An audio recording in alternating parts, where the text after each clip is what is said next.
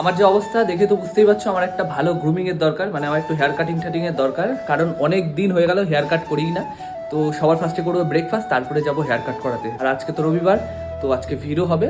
চোখ মুখ দেখে তো মনে হচ্ছে সে আমাকে বিধ্বস্ত অবস্থা, কারণ এখন বাজে 10:30 আর 10:30 অব্দি ঘুমিয়েছি আজকে। তো চলো আগে সবার ফার্স্টে ব্রেকফাস্ট করে নিই, তারপরে হেয়ার কাট করাতে যাবো। এই হলো আজকের ব্রেকফাস্ট। যেহেতু চুল কাটতে যাবো, বাইরে গিয়ে কিছু একটা খেয়ে নেবো, তো এখন চা খাওয়া তো মাস্ট, নাহলে চা না খেলে আমার মাথা খুলবে না। তার জন্য আগে চা খাবো আর ডিমের পোস্টটা খাবো। তো চলো খেয়ে নিই, তারপরে যাই চুল কাটতে, কারণ আজকে রবিবার প্রচুর পরিমাণে ভিড় হবে। ওয়েদার সেই রোদ, যাবো এখন চুল কাটতে। একদম ছোটু লাল আরামজাদা ছেলে। চুল কাটার আগে আমার এই লুক, আর চুল কাটার পরে দেখি কেমন লুক। আজকে আমি চুল একদম ছোট ছোট করে কাটবো।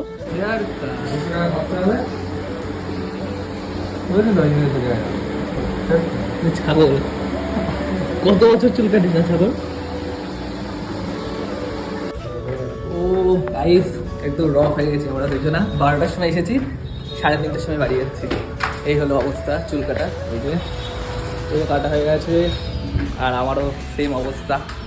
দুপুরবেলা ওই যে চুল কেটে বাড়ি এসেছি, তারপরে এত খিদে পেয়েছে, মানে খাওয়া দাওয়া কমপ্লিট করেছি। এখন বাজে হলো 5টা মতন, তো বেরোচ্ছে, একটু কাজ আছে। কি আমার চুল কেটে কেমন লাগছে বল গুবলো?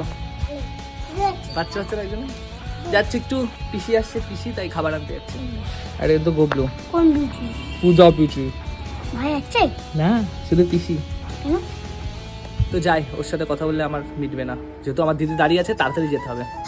মতিগঞ্জের ওয়েদারটা কেমন দেখো, দুর্দান্ত লাগছে।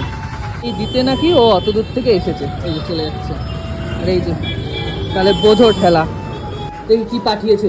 এই দিতে নাকি খাবার পাঠিয়েছে।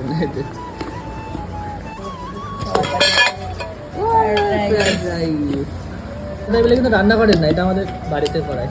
চিকেন কষা, চিকেন আমি হলাম মানে মাটন। ও কি